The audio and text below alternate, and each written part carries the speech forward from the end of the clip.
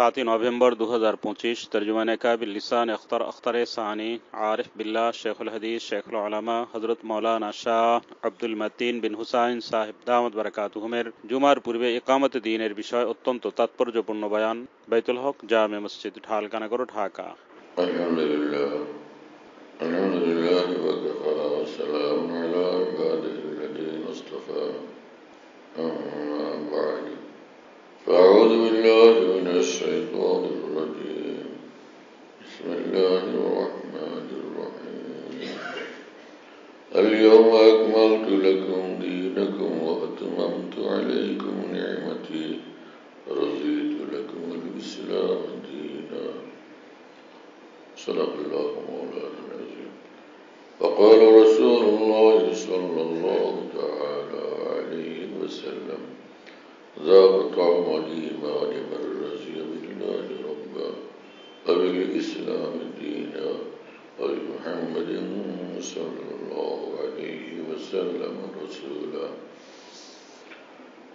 আল্লাহ পাক জাল্লা জালালুহু আম্মা নওয়ালুহু আমাদের সকলকে মাফ করেন, সমস্ত মুসলমানকে মাফ করে দেন, ঈমান এবং নেক আমলের রাস্তাকে আমাদের জন্য সহজ করেন, কামিল ঈমান নসিব করেন, আল্লাহর মহব্বত মারিফত আমাদেরকে দান করেন, দ্বীনের সহি বুঝ দান করেন, দোজাহানের শান্তি এবং কামিয়াবি আমাদের জন্য মঞ্জুর করেন। কুরআন কারীমে মহান রব্বুল আলামিন বলেন যে ইন্নাদ দীনা ইনদাল্লাহিল ইসলাম, আল্লাহ পাকের নিকট একমাত্র পছন্দনীয় একমাত্র মনোনীত দ্বীন হলো ইসলাম। আরেক আয়াতে আল্লাহ পাক জাল্লা জালালুহু বলছেন ওমান ইয়াবতাগি গায়রাল ইসলামি দীনান ফালান ইউকবালা মিনহু, যে ইসলাম ব্যতীত অন্য কোন দিন যদি কেউ গ্রহণ করে কোশ্চিনকালেও সেটা আল্লাহ পাকের নিকট গ্রহণযোগ্য হবে না। তো দিন কি জিনিস? দিন বলে ঈমান এবং যত আমলের সমষ্টিকে। দিন বলতে ঈমান, আকায়েদ এবং ইসলামের মধ্যে যত আমল আছে এই দুইটার সমষ্টিকে দিন বলে। তো আল্লাহ পাক জাল্লা জালালুহু ওয়া মানাওয়ালু বলেন যে ইসলামই আমার নিকট একমাত্র দিন। ইসলাম হচ্ছে এটা রাসূলুল্লাহ সাল্লাল্লাহু আলাইহি ওয়াসাল্লামকে আল্লাহ পাক যে দিন দান করেছেন তার নাম হলো ইসলাম। অন্যান্য নবী রাসূলদেরকে আল্লাহ পাক যে দিন দান করেছিলেন সেখানে একদম চূড়ান্তভাবে ইসলাম নামে সেটা পরিচিত ছিল না, এবং তাদেরকে ঈমানদার বলা হতো, আদম আলাইহিস সালামের অনুসারী বলা হতো, ইব্রাহিম আলাইহিস সালামের অনুসারী বলা হতো। আল্লামা শাব্বির আহমদ উসমানী রাহমাতুল্লাহি আলাইহি বলেন যে ইসলাম নামে এবং মুসলিম নামে অভিহিত করা বিশেষভাবে এটা মুহাম্মদুর রাসূলুল্লাহ সাল্লাল্লাহু আলাইহি ওয়াসাল্লামের যে দ্বীন এবং তার অনুসারীদেরকে আল্লাহ পাক এই নামে বিশেষভাবে অভিহিত করছেন। মিল্লাত আবিকুম ইব্রাহিম হুয়া সাম্মাকুমুল মুসলিমিন। আল্লাহ পাক বলছেন তোমাদের কাজ হলো তোমাদের পিতা ইব্রাহিম আলাইহিস সালামের আদর্শ অনুসরণ করবে, তার মিল্লাতকে অনুসরণ করবে। তিনি তোমাদেরকে মুসলিম নামে অভিহিত করেছেন, হুয়া সাম্মাকুমুল মুসলিমিন। তো ইসলাম নাম বড় ভারী, অনেক ভারী, অনেক সুন্দর, অনেক ওজনদার। ইসলাম মানে পূর্ণাঙ্গ আনুগত্য। ইসলাম মানে আনুগত্য, আল ইনকিয়াদ। ইসলাম মানে হলো কায় মনোবাক্যে মহান আল্লাহর আনুগত্য অবলম্বন করা, সর্বহালত জীবনের প্রতিটি বিষয়ে মহান আল্লাহর আনুগত্য, এটা হলো ইসলামের অর্থ। এজন্য যে সমস্ত নবী রাসূলগণও সব সময় চিন্তা করতেন যে ইসলাম আমার মধ্যে কতটুকু আসলো, মহান আল্লাহর আনুগত্য আমার মধ্যে কতটুকু আসলো। হ্যাঁ, ইসলাম এই বড় ভারী জিনিস। যেখানেই থাকি সর্বহালতে আমি ইসলাম বলা থাকি দিনে রাতে সব হালতে সব কাজে সব আচরণে আমি ইসলামওয়ালা, তখন এই মানুষ সেই মুসলিম যার মৃত্যু হলে সোজা জান্নাতে প্রবেশ করবে। হ্যাঁ, ওয়ালা তামুতুন্না ইল্লা ওয়া আনতুম মুসলিমুন। আল্লাহ পাক জাল্লা জালালুহু ওয়া মানওয়ালু পবিত্র কোরআনে বলেন, তোমরা মরবে একদম বিলকুল ইসলাম সাথে নিয়ে মরবে, ইসলাম সাথে নিয়ে মরবে। তো ইসলাম জিন্দেগিতে থাকে আর ইসলাম সাথে নিয়ে মরো, তাহলে তুমি একদম কামিয়াব। তো ইসলাম বলতে যত আমল আছে এটা সমষ্টির নাম। একটু ঈমান যেটা অন্তরের বিশ্বাস, আর যত আমল এই সবটাকে ইসলাম বলে। রোজা নামাজ, রোজা ইসলাম, নামাজ ইসলাম, হজ ইসলাম, যাকাত ইসলাম, কোরআন তেলাওয়াত ইসলাম, তারাবির নামাজ পড়া ইসলাম, তাহাজ্জুদ পড়া ইসলাম, এবং সে এশা গাওয়াবিন পড়া এটা ইসলাম, উমরা করা ইসলাম, আল্লাহ পাকের নিকট কান্নাকারি করা এটাও ইসলাম। এসবগুলো ইসলাম। ঈমান হলো অন্তরের বিশ্বাস, আর সেই ঈমান এর সূত্রে ঈমান থেকে যত আমলি জীবন উৎসাহিত হয় এর নাম হচ্ছে ইসলাম। এখন বিষয়টা পরিষ্কার হলো। আল্লাহ পাক জাল্লা জালালুহু ওয়া মানওয়ালু যে বললেন, আল ইয়াউমা আকমালতু লাকুম দীনাকুম, আজকে তোমাদের দ্বীনকে আমি পূর্ণাঙ্গ করে দিলাম, একদম পূর্ণাঙ্গ করে দিলাম। রাসূল আকরাম সাল্লাল্লাহু আলাইহি ওয়াসাল্লামের উপরে গারে হেরাতে, হেরা পর্বতের গুহায় অবস্থানকালীন যে রাসূল পাক সাল্লাল্লাহু তাআলা আলাইহি ওয়াসাল্লামের উপর প্রথম ওহী নাজিল হলো, সেই থেকে নিয়ে জীবনভর রাসূলুল্লাহ সাল্লাল্লাহু আলাইহি ওয়াসাল্লামের উপর বিভিন্ন সময় আল্লাহর তরফ থেকে ওহী আসতে থাকছে। এক একবার ওহী আসতো ইসলাম নিয়ে, ওহী আসতো দ্বীন নিয়ে, ওহী আসতো। এই পুরো জীবনে রাসূল করিম সাল্লাল্লাহু আলাইহি ওয়াসাল্লামের উপর যে ওহী আসছে, ঈমানের পরে আর যা কিছু সবটুকু ইসলাম নিয়ে আসমান থেকে ওহী আসতো। হ্যাঁ, ঈমানের পরে শুধু ইসলাম নিয়ে মহান আল্লাহর নিকট থেকে ওহী আসতে থাকছে। এই তো 23 বছর পর্যন্ত ইসলাম নাজিল হয়ে থাকছে রাসূল আকরাম সাল্লাল্লাহু আলাইহি ওয়াসাল্লামের উপরে। দ্বীন ইসলাম 23 বছর পর্যন্ত রাসূলুল্লাহ সাল্লাল্লাহু আলাইহি ওয়াসাল্লামের উপর নাজিল হতে থাকছে। 23 বছর পর্যন্ত যে নাজিল হওয়া দ্বীন, এই পুরোটার নাম হচ্ছে দ্বীন। এটা তখন তো মক্কা শরীফে যখন ছিলেন 13 বছর, সেখানে কোনো ইসলামী হুকুমত ছিল? রাসূলুল্লাহ সাল্লাল্লাহু আলাইহি ওয়াসাল্লামের ওখানে কি ইসলামী হুকুমত ছিল? ছিল না। ওখানে তো গোপন থেকে পলায় তো দীর্ঘদিন পর্যন্ত, আত্মগোপনে থেকেও বহুদিন পর্যন্ত দ্বীন প্রচার করতে হয়েছে। তো মদিনা মুনাওয়ারাতে আসার পর ধীরে ধীরে ধীরে ধীরে শক্তি অর্জন হয়েছে, তো ইসলামী হুকুমত সেখানে প্রতিষ্ঠিত হয়েছে। মক্কার 13 বছরের জীবনে তো ছিল না। আর মদিনাতে আসার সাথে সাথেই ইসলামী হুকুমত প্রতিষ্ঠিত হওয়ার পরিবেশ ছিল না। তো মদিনাতে রাসূলুল্লাহ সাল্লাল্লাহু আলাইহি ওয়াসাল্লাম যে 13 বছর ছিলেন, সেটাকে দ্বীন সহ ছিলেন না দ্বীন ছাড়া ছিলেন? দ্বীন সহই ছিলেন। তাহলে আল্লাহ পাকের দ্বীন কায়েম করার মানে কি হলো তাহলে? যে 13 বছরকে বাদ দিয়া আল্লাহ পাকের দ্বীন কায়েম করা। তো সেই 13 বছরে কি ছিল? নামাজ ছিল, উযু ছিল, কোরআন পাকের তেলাওয়াত ছিল, আরো হাজারো আমল ছিল।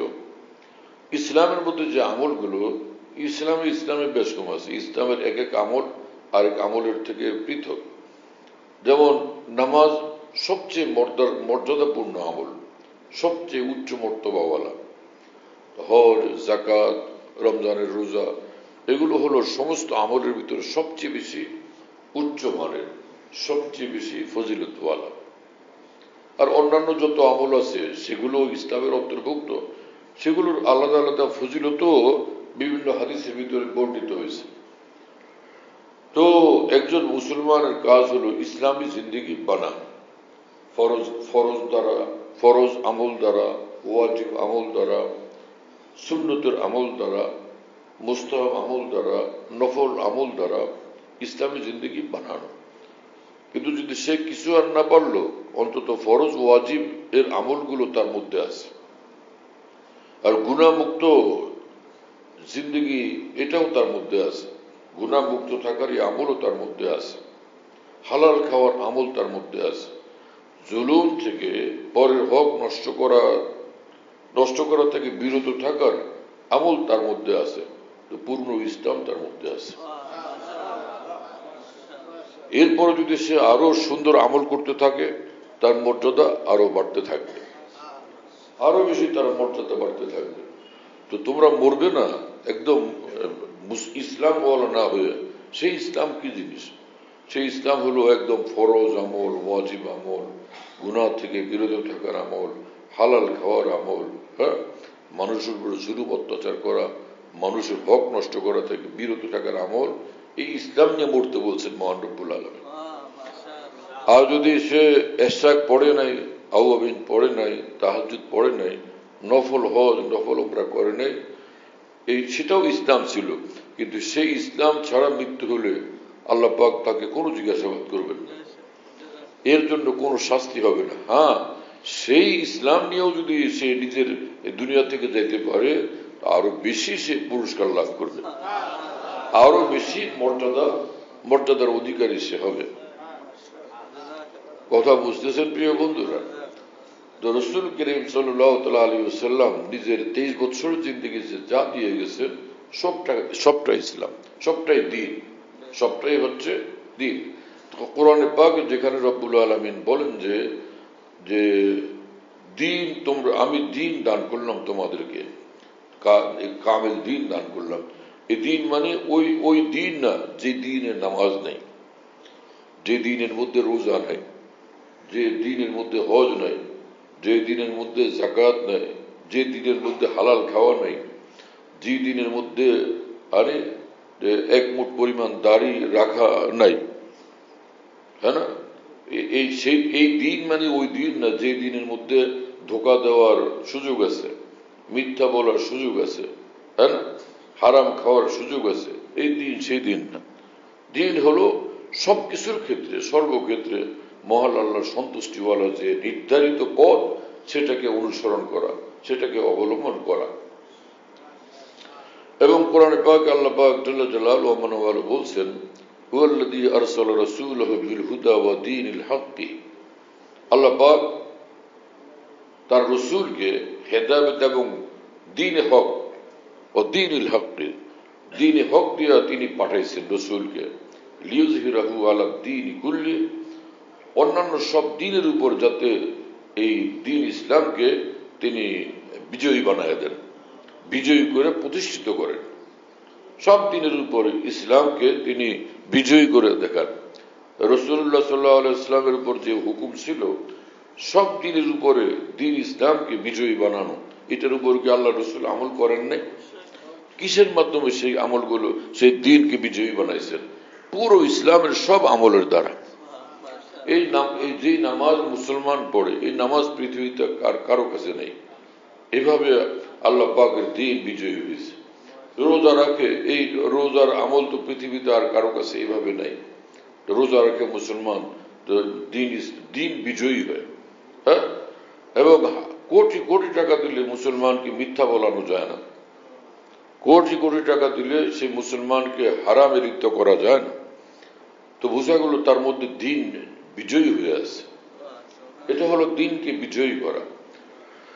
আর সেই সাথে যে পারিবারিক জীবনে, সামাজিক জীবনে, অর্থনৈতিক জীবনে, অনুরূপভাবে রাষ্ট্রীয় জীবনও দ্বীন ইসলামের আহকামকে প্রতিষ্ঠিত করা, সেটাও ইসলামের দাবি।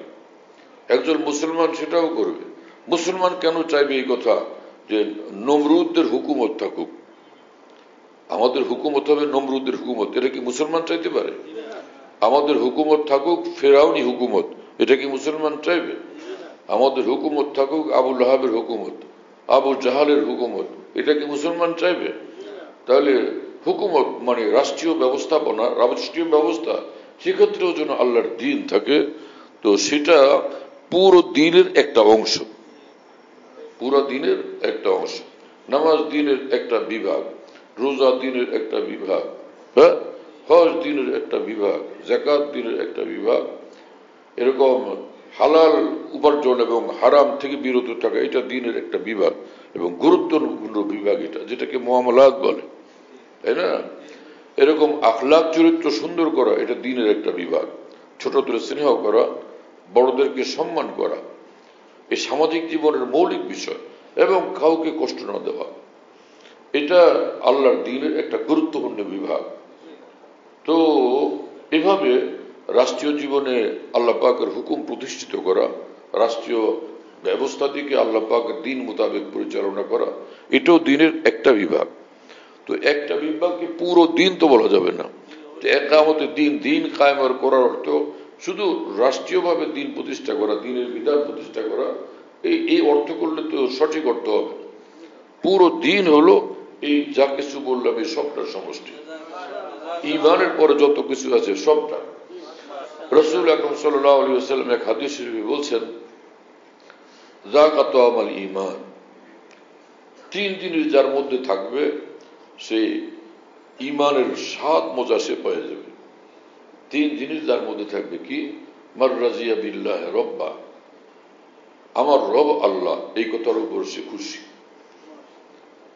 আমার রব আল্লাহ, আমার মাবুদ, আমার প্রতিপালক মহান আল্লাহ, এই কথার উপর সে খুব সন্তুষ্ট। অবিল ইসলাম দ্বীন, ইসলাম তার দ্বীন, এর উপর সে সন্তুষ্ট। দ্বীন হিসাবে ইসলামের উপর সে সন্তুষ্ট। অবি মুহাম্মদ সাল্লাল্লাহু আলাইহি ওয়াসাল্লাম রাসূলা, আর মুহাম্মদ সাল্লাল্লাহু আলাইহি ওয়াসাল্লাম তার রাসূল, এই কথার উপর সে সন্তুষ্ট, এই কথার উপর সে খুশি। এই তিন জিনিস যার মধ্যে থাকবে ঈমানের স্বাদ মজা সে পেয়ে যাবে। এখানে আল্লাহর প্রতি খুশি হওয়া, রাসূলুল্লাহ সাল্লাল্লাহু আলাইহি ওয়াসাল্লামের প্রতি খুশি হওয়া, এটাও কিন্তু দ্বীনের অংশ। কিন্তু সেটাকে আলাদাভাবে বলছেন রাসূলুল্লাহ সাল্লাল্লাহু আলাইহি ওয়াসাল্লাম এটার প্রতি বিশেষভাবে আকৃষ্ট করার জন্য। আল্লাহর প্রতি তুমি খুশি কিনা বলো। কারণ সব কিছু আছে, কিন্তু সে যে কোনো ধর্মের অনুষ্ঠানে যায়, ধর্মীয় কর্মকাণ্ডের মধ্যে শরীক হয়, ধর্মীয় উৎসবে শরীক হয়, তো বোঝা গেল সে আল্লাহ পাকের দ্বীনের উপরে পূর্ণাঙ্গভাবে প্রতিষ্ঠিত নাই।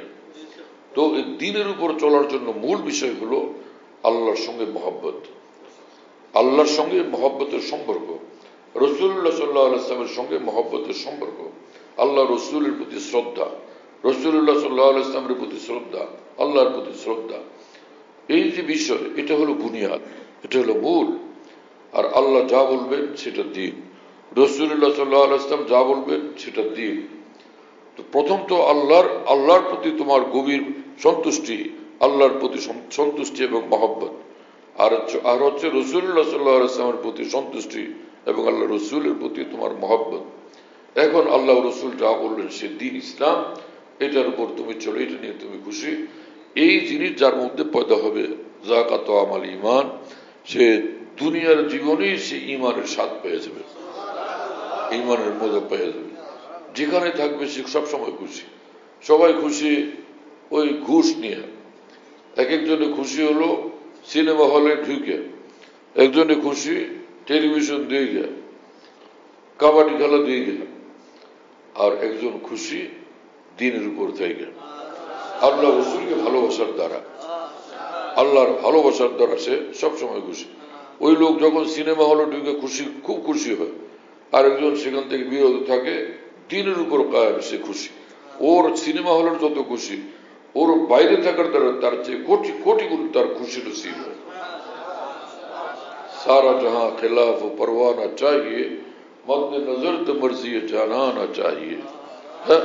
अब इस नजर से जांच के तू करिए फैसला, क्या क्या तो करना चाहिए और क्या क्या ना चाहिए। কে কিসের দ্বারা খুশি? আমি মহান আল্লাহ পাকের দ্বীনের উপর খুশি, আল্লাহ পাকের সন্তুষ্টির উপর খুশি, রাসূলুল্লাহ সাল্লাল্লাহু আলাইহি ওয়াসাল্লামের সন্তুষ্টির উপর খুশি। এই হলো এক মুসলমানের জিন্দেগি। কি আজিম শান এক জিন্দেগি, কি মহিমাময় এক জিন্দেগি। সুবহানাল্লাহ তাআলা বিহামদিহি। ওদের নজর দুনিয়ার উপরে, আর ঈমান ওয়ালার নজর, ইসলাম ওয়ালার নজর শুধু আল্লাহর উপরে, রাসূলুল্লাহ সাল্লাল্লাহু আলাইহি ওয়াসাল্লামের উপরে। এই হলো ইসলাম। আল্লাহ তাআলা আমাদেরকে এই বুঝ দেন এবং কবুল করেন। সুবহানাল্লাহ তাআলা বিহামদিহি। কি আজিম শান এক দ্বীন, ইসলাম কি আজিম শান এক দ্বীন। রাসূলুল্লাহ দ্বীনের মধ্যে সবচেয়ে বড় আমল নামাজ। এজন্য রাসূল পাক সাল্লাল্লাহু আলাইহি ওয়াসাল্লাম বলেছেন as-salatu imaduddin, সমগ্র দ্বীনের খাম্বা সেটা হচ্ছে নামাজ। সমস্ত দিন, পুরো দিন যার উপরে কায়েম থাকে সেই জিনিস হলো নামাজ। পুরো দিন তোমার মধ্যে থাকবে যদি তার মধ্যে নামাজ থাকে। as-salatu imaduddin, এখন সারা দুনিয়ার সব ভালো কাজ তার মধ্যে আছে, কিন্তু নামাজ নেই, তো তার মধ্যে দিন নেই।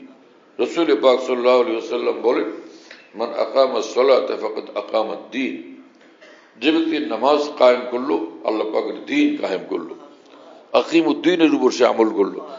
তার মানে দিনের সবচেয়ে বড় যে জিনিস সেটা তার জীবনে আসলো, সেটাকে নিজের জিন্দেগির মধ্যে সে কায়েম করলো।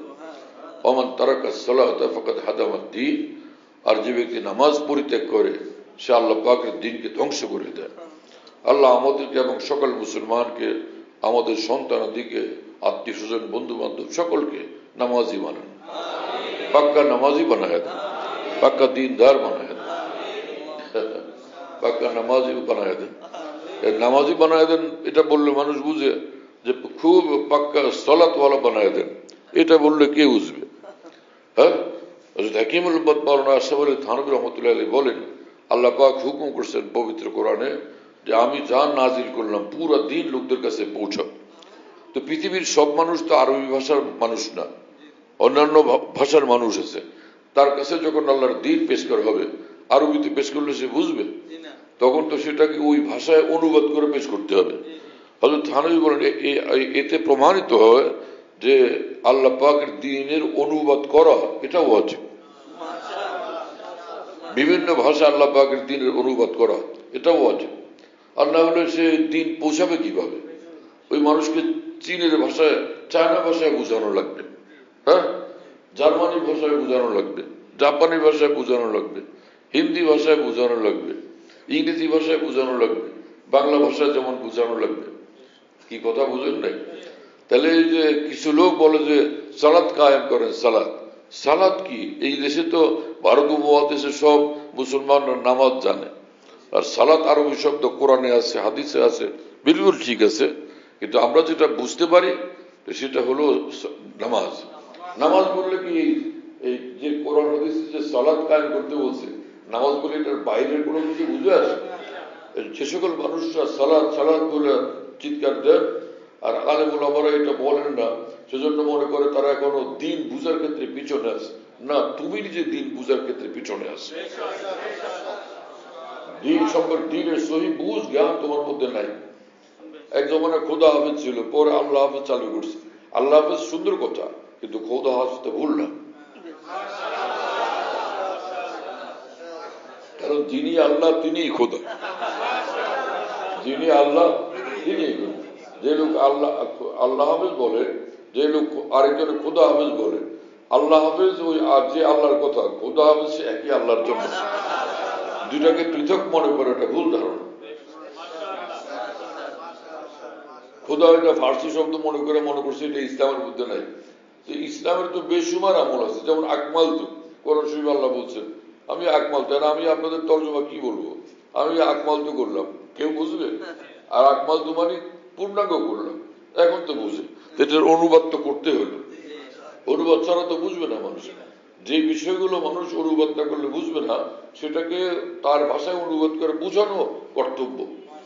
হ্যাঁ, ইসলামের যারা প্রচারক তাদের দায়িত্ব তারা সেই ভাষায় বুঝিয়ে দেবে। এজন্য সে এগুলোকে আবার ইসলামী আর একদমই আরবি ভাষায় বলতে হবে এটা কোনো জরুরি নেই।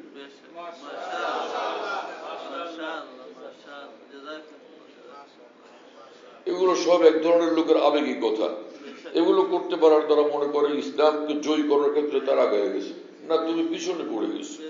আল্লাহ পাকের দিন পৌঁছানোর ধারার মধ্যে তুমি ব্যাঘাত তৈরি করছো, প্রতিবন্ধকতা তৈরি করছো।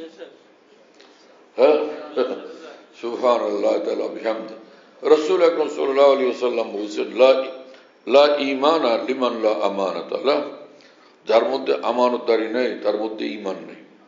তার মানে ঈমান যার মধ্যে থাকবে তার মধ্যে আমানতদারি থাকতেই হবে। আমানতদারির ঘাটতি এটা ঈমানের হক পূরণের ঘাটতি, ঈমানের দায়িত্ব পালনে ঘাটতি এবং কঠিন ঘাটতি। এতটা ঘাটতি যে ইমানের ক্ষেত্রে যেন ইমান হারা হওয়ার অবস্থা প্রায়। সেজন্য রাসূল করিম সাল্লাল্লাহু আলাইহি ওয়াসাল্লাম সেটাকে এই ভাষায় বলছেন, লা ঈমান লিমান লা আমানাত লা। এটা হালকা চালু করো, ওয়ালা দীনা লিমান লা আহদ লা। হ্যাঁ, এবং যার মধ্যে ওয়াদা অঙ্গীকার চুক্তি, ওয়াদা পূরণ অঙ্গীকার পূরণের এই আমল নেই, ওয়াদা ভঙ্গ করে চুক্তি ভঙ্গ করে, তার মধ্যে দিন নেই, তার মধ্যে দিন নেই। তো এক ওয়াদা তো মানুষের সঙ্গে, সেই ওয়াদা করার পর ওয়াদা ভঙ্গ করে, তো তার মধ্যে দিন নেই, মানে দিন থেকে বহুত দূরে সরে গেছে, এই অর্থ। তো বোঝা গেল ওয়াদা অঙ্গীকার পূরণ করে এটাও দিন, ওয়াদা অঙ্গীকার পূরণ করা সেটাও দিন, চুক্তি এটাকে অনুসরণ করা, চুক্তিকে মানা সেটাও দিন, চাই সেই চুক্তি কাফের মুশরিকের সঙ্গে হোক না কেন।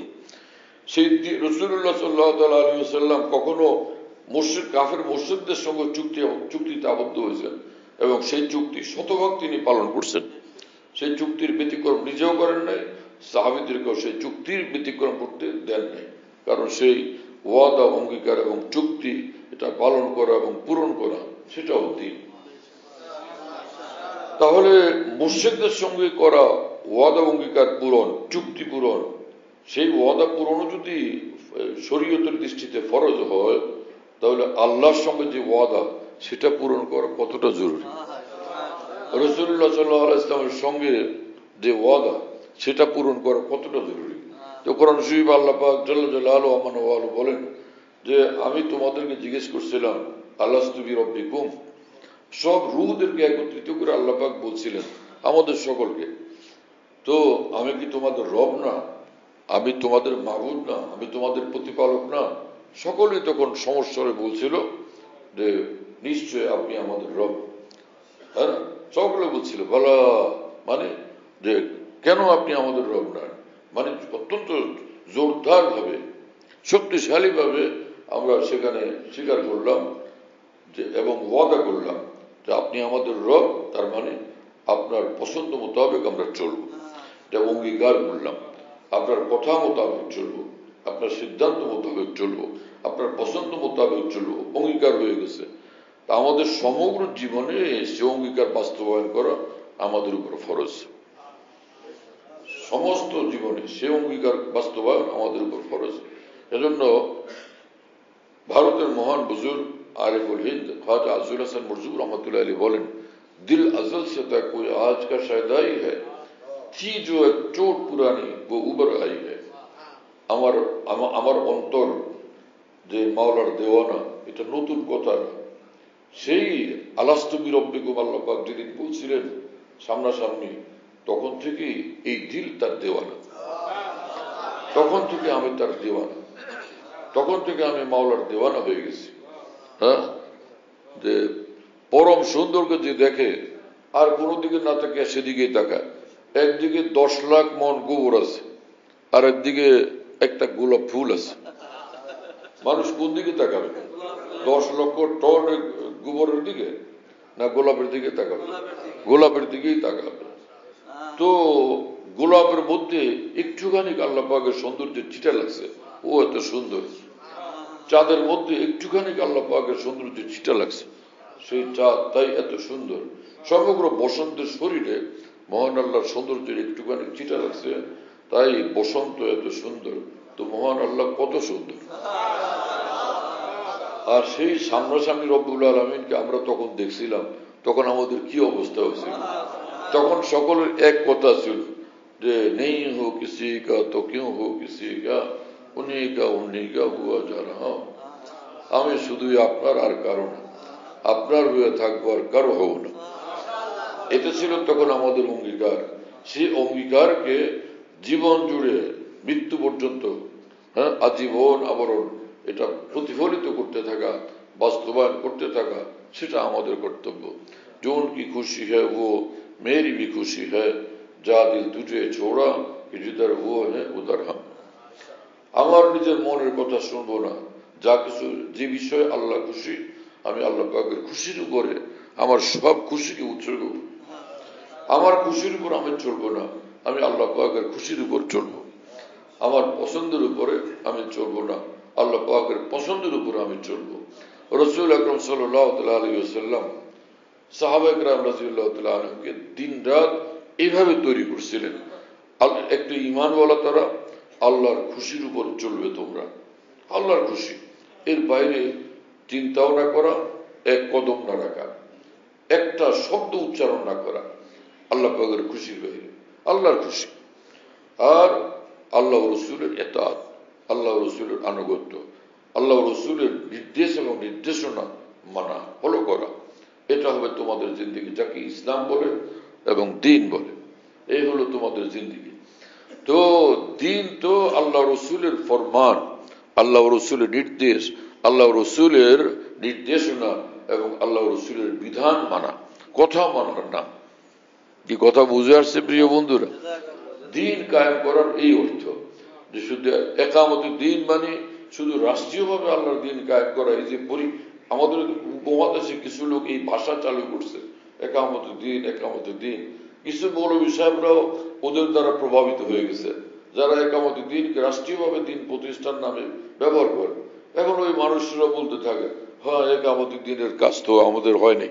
তাই পাগল কোথাকার, দিন রাত তোমরা যে লোকদের কাছে আল্লাহর দ্বীনের কথা বলো, সকলে হকের উপর চলেন, হ্যাঁ, অন্যায়কে পরিহার করেন, নামাজ পড়েন, আল্লাহকে ডাকেন, আল্লাহকে ভালোবাসেন, এগুলো সব একামতে দ্বীন। এই সবই কি একামতে দ্বীন। এবং কোরআনে কারীমে মহান রব্বুল আলামিন বলেন, আল্লাযীনা ইম্মাক্কান্নাহুম ফিল আরদি আকামুস সালাতা ওয়া আতাউজ যাকাতা। আল্লাহ তাআলা পবিত্র কোরআনে বলেন, ঈমানওয়ালাদের পরিচয় হলো যে তাদেরকে যদি এই জমিনে আমি হুকুমত দান করি, রাষ্ট্রীয় ক্ষমতা দান করি, তাহলে তারা নামাজ কায়েম করবে, যাকাত কায়েম করবে, আতাউজ যাকাতা, যাকাত দিবে, আকামুস সালাতা ওয়া আতাউজ যাকাতা, নামাজ কায়েম করবে, যাকাত দিবে। মানুষের নামাজ কায়েম করা এবং যাকাতের আমলকে কায়েম করা, এটা তাদের কাজ হবে। হাকিমুল উম্মত মাওলানা আশরাফ আলী থানভী রহমতুল্লাহ আলাইহি বলেন যে তোমরা মনে করো যে ইসলামী হুকুমত বড় ব্যাপার, তা আল্লাহ পাক তো কোরআন শরীফে বলছেন ইসলামী হুকুমত কায়েম হলো, তোমাদের কাজ হবে নামাজ কায়েম করো। হ্যাঁ, তোমাদের জীবনে এবং সমগ্র সমাজের জীবনে নামাজ কায়েম করো আর যাকাতের আমলকে চালু করো তোমার মধ্যে এবং সকল মানুষের মধ্যে। তো হুকুমতেরও উদ্দেশ্য হলো, হুকুমত প্রতিষ্ঠিত হল ইসলামী হুকুমত, চেয়ারের উপর পায়ের উপর পা তুলে বসে থাকা, এই কাজ। ওখানে কাজটা কি? ওখানে কাজটা হলো আল্লাহ পাকের দ্বীনের আমলগুলোকে জারি করা, আল্লাহ পাকের দ্বীনের আমলগুলোকে চালু করা এবং ইনসাফ প্রতিষ্ঠিত করা। আর না হলে সেখানে আর কাজ কি? আর না হলে সেখানে আর কাজ কি? আল্লাহ পাক আমাদেরকে বুঝ দেন। রাসূল আকরাম সাল্লাল্লাহু আলাইহি ওয়াসাল্লাম বলছেন এই কথা যে আল্লাহ আল্লাহ ফি আসহাবি, হ্যাঁ, আল্লাহ আল্লাহ ফি আসহাবি লা তাত্তাখিযুহুম গারযাম মিন বাদি। খবরদার আল্লাহকে ভয় করো, আল্লাহকে ভয় করো আমার সাহাবীদের বিষয়ে, সাহাবীদের ব্যাপারে। আল্লাহকে ভয় করো সাহাবীদের ব্যাপারে।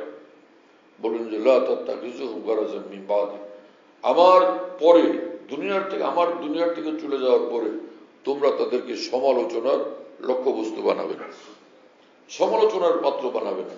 রাসূলুল্লাহ সাল্লাল্লাহু আলাইহি ওয়াসাল্লামের কোন সাহাবীর সমালোচনা করা এই হাদিসে পাক দ্বারা নিষিদ্ধ হলো কিনা? ফামান আহাব্বাহুম ফাবিহুব্বি আহাব্বাহুম, সাহাবীদেরকে যারা মহব্বত করে এটা আমার মহব্বতের প্রমাণ। আমাকে মহব্বত করে কারণেই সে আমার সাহাবীদেরকে মহব্বত করে। ওমান আবগাযাহুম ফাবিবুগযি আবগাযাহুম, আর যারা আমার সাহাবীদের প্রতি বিদ্বেষ পোষণ করে, তো আমার প্রতি বিদ্বেষের কারণে মূলত আমার সাহাবীদের প্রতি বিদ্বেষ পোষণ করে। কত কঠিন কথা। বোঝা গেল সাহাবায়ে কেরামের সঙ্গে যার মহব্বতের সম্পর্ক, শ্রদ্ধার সম্পর্ক, এটা প্রমাণ যে সে রাসূলুল্লাহ সাল্লাল্লাহু আলাইহি ওয়াসাল্লামের ঘনিষ্ঠতা তার মধ্যে আছে, আল্লাহ রসুলের সঙ্গে তার মধ্যে ঘনিষ্ঠতা আছে। হ্যাঁ, আর রসুল সাহাবীদের প্রতি সমালোচনা, তাদের প্রতি তাদের দোষ চর্চা যার মধ্যে থাকবে, বিদ্বেষ পোষণ যাদের মধ্যে থাকবে, চাই কথায় চাই কাজে, তো এটা প্রমাণ যে রাসূলুল্লাহ সাল্লাল্লাহু আলাইহি ওয়াসাল্লাম থেকে দূরে আছে, অনেক দূরে সরে গেছে। আল্লাহ রাসূল সাল্লাল্লাহু আলাইহি ওয়াসাল্লামের সঙ্গে সুন্দর সম্পর্ক তার নেই। ঘনিষ্ঠ সম্পর্ক তার নাই, সেখান থেকে সে বিচ্যুত হয়ে গেছে। তো আল্লাহকে মহব্বত করা এটাও দিন কায়েম করা, রাসূলুল্লাহ সাল্লাল্লাহু আলাইহি ওয়াসাল্লামকে মহব্বত করা এটাও দিন কায়েম করা, আল্লাহর মহব্বত মারিফত এটাও ইকামতের দিন, রাসূলুল্লাহ সাল্লাল্লাহু আলাইহি ওয়াসাল্লাম মহব্বত মারিফত এটাও ইকামতের দিন, উলামায়ে দ্বীনকে মহব্বত করা শ্রদ্ধা করা এটাও ইকামতের দিন। আর সর্বোচ্চ হলো রাসূলুল্লাহ সাল্লাল্লাহু আলাইহি ওয়াসাল্লামের সাহাবায়ে কেরামকে মহব্বত করা, শ্রদ্ধা করা, ভক্তি করা, তাদের দোষ চর্চা না করা, তাদের সমালোচনা না করা, এটাও ইকামতের দিন। এই ইকামতের দিন আমাদের মধ্যে কতটুকু আছে? এটা তো দ্বীনের বুনিয়াদ। কারণ রাসূল পাক সাল্লাল্লাহু আলাইহি ওয়াসাল্লাম থেকে যারা দ্বীনকে গ্রহণ করছেন, সারা বিশ্বের মানুষের কাছে, সমগ্র উম্মতের কাছে পৌঁছে দিয়েছেন, তারা হচ্ছেন সাহাবায়ে কেরাম। সাহাবায়ে কেরাম আল্লাহ রাসূলের নিকট থেকে প্রথম দ্বীনের ধারক বাহক, দ্বীনের ধারক বাহক তারা। তাদের মাধ্যমে সমগ্র পৃথিবীতে দ্বীন পৌঁছে গেছে। তাদের প্রতি অবিশ্বাস, অনাস্থা, তার মানে সেটা দ্বীনকে অবিশ্বাস করা এবং দ্বীনের প্রতি অনাস্থার কারণ হয়ে যাবে। দ্বীনের প্রতি অবিশ্বাস দ্বীনের প্রতি অনাস্থার কারণ হবে। এত জটিল এবং কঠিন বিষয়। অথচ একদল লোক তারা ইসলামকে ভালোবাসেন, আল্লাহ রসুলকে ভালোবাসেন, এই দাবি তো করেন, কিন্তু রাসূলুল্লাহ সাল্লাল্লাহু আলাইহি ওয়াসাল্লামের সাহাবাদের ব্যাপারে তারা অসাবধান, দায়িত্বহীন, বরং সমালোচনা করতে গিয়ে তৃপ্তিবান। এইরকমও এদের অবস্থা দেখলে যেন অনেকের ক্ষেত্রে মনে হয় নাউজুবিল্লাহ তাআলা মিন যালিক, এটা ইকামতের দ্বীন না। যেরকম যে ব্যক্তি নামাজ কায়েম করলো সে দ্বীন কায়েম করলো, অনুরূপ যে আল্লাহ রাসূল সাল্লাল্লাহু আলাইহি ওয়াসাল্লামের সাহাবীদের প্রতি মহব্বত করলো, শ্রদ্ধা করলো, সে আল্লাহ পাকের দ্বীন কায়েম করলো। রাসূলুল্লাহ সাল্লাল্লাহু আলাইহি ওয়াসাল্লামের সাহাবীদের প্রতি যে সমালোচনা করলো এবং তাদের দোষ চর্চা করলো, আল্লাহ পাকের দ্বীনের বুনিয়াদকে ধ্বংস করার সে ব্যবস্থা করলো। নাউজুবিল্লাহ তাআলা মিন যালিক।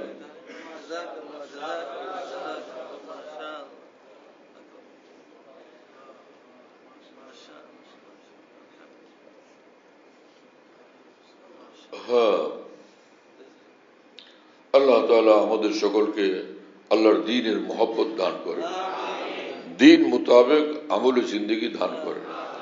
ইসলামকে বোঝা দরকার, দ্বীন ইসলাম কি জিনিস। লোকেরা নিজের খেয়াল মতো দ্বীন ইসলামকে বুঝে, আর এক একজন ইসলামের ভুল ব্যাখ্যা করছে, অপব্যাখ্যা করতে থাকছে। তো সব লোক, অসংখ্য লোকেরা, জেনারেল শিক্ষিত লাইনের লোকেরা বিশেষভাবে, অথবা তাদের দ্বীনি লাইনে পড়া সত্ত্বেও এলেম কালাম একদম কম, মাওলানা সাহেব বটে, এইরকম মাওলানা সাহেব যে কোনো তাফসির কিতাব পড়াইতে পারবে না, না তাফসির ইবনে কাসির, না তাফসির বাজাবি, হ্যাঁ না তাফসির মাজহারি, কোন আরবি তাফসির কিতাব বুঝবেও না, পড়াইতেও পারবে না। হাদিসের কোন আরবি কিতাব বুঝবেও না, পড়াইতেও পারবে না, কিন্তু সার্টিফিকেট আছে মাওলানা সাহেব। এইরকম কিছু লোক, এরা ওইসব চিন্তাবিদদের যারা ভুল ব্যাখ্যাকারী, তাদের বই পুস্তক পড়ে পড়ে আল্লাহ পাকের দ্বীনের ভুল ব্যাখ্যা করতে থাকে। আল্লাহ তাআলা এদের থেকে আমাদেরকে বাঁচান, সমস্ত মুসলমানদেরকে বাঁচান, এবং আল্লাহ পাক তাদেরকেও বাঁচান। কারণ আমাদের সকলকে ঈমান আর ইসলামের দৌলত নিয়ে দুনিয়া থেকে যাওয়া দরকার। আল্লাহ সেভাবে আমাদেরকে কবুল করেন। ওয়া আখিরু দাওয়ানা আলহামদুলিল্লাহি রাব্বিল আলামিন ওয়া সাল্লাল্লাহু আলা নবিয়্যিল কারীম।